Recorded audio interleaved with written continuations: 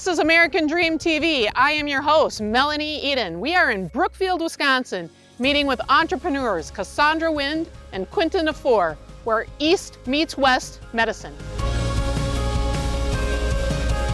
We are inside the doctor's office with Cassandra Wind of Nurturing Generations.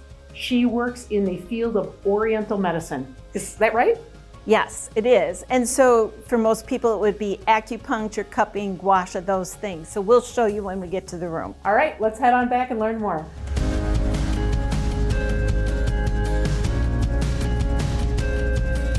So you started out in Western medicine, in nuclear medicine, and then you transitioned over to Eastern medicine.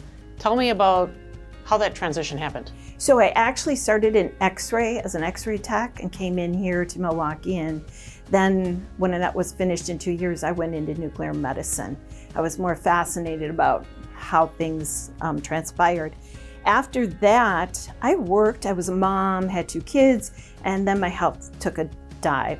Yeah. And I was desperate, so I went to see a physician that I knew was doing research at the Medical College of Wisconsin, Dr. Jen, at Ace Acupuncture. So I went to go see him, and in one treatment, the asthma I've had my whole life, it just stopped. I didn't have asthma for a week, and my blood pressure was 200 over 110. At the time, I was in a critical place with 3 kids. So it just I wanted to know more, and I started looking into acupuncture school. That's how my journey began.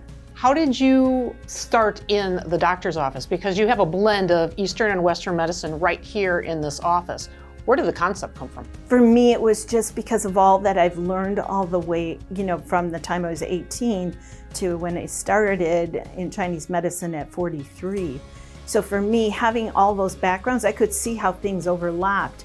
And being in that clinical where I went with stroke patients, I saw Western in the morning, Eastern in the afternoon.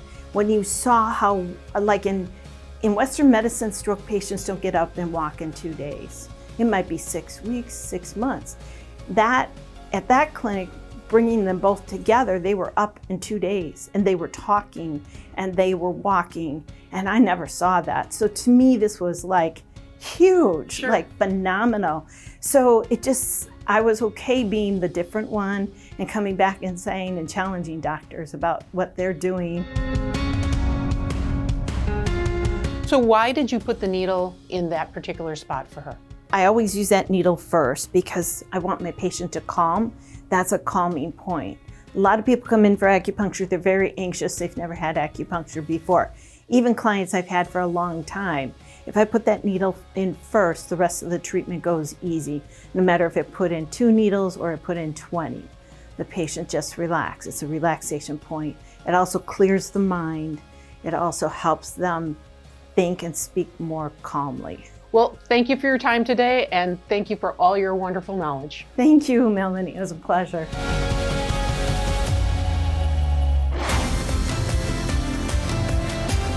Thank you, Cassandra, for sharing with us a little bit about Oriental medicine. Next up, we're going to meet with Quentin Nafour, and she's going to share with us how she makes an impact in her community. Quentin, can you explain to me what is a group home? Okay, a group home is just a community, like a residential-based community where we have adult. There are 2 types. We have adult family home, which you can have up to 4 residents. And we have a CBRF, which is a community-based residential facility, which you can have up to 8 residents, and those ones come with more stricter regulations from the state. What was the reason you decided to open these facilities? I'm a nurse practitioner by trade, and I do nursing home visits. And I have been in these large facilities where the residents get treated like a number, and it breaks my heart. So my goal was to open something that the patients will be treated. It will be like a smaller facility. The patients will live like they actually live at home, and they will be treated with more respect and dignity.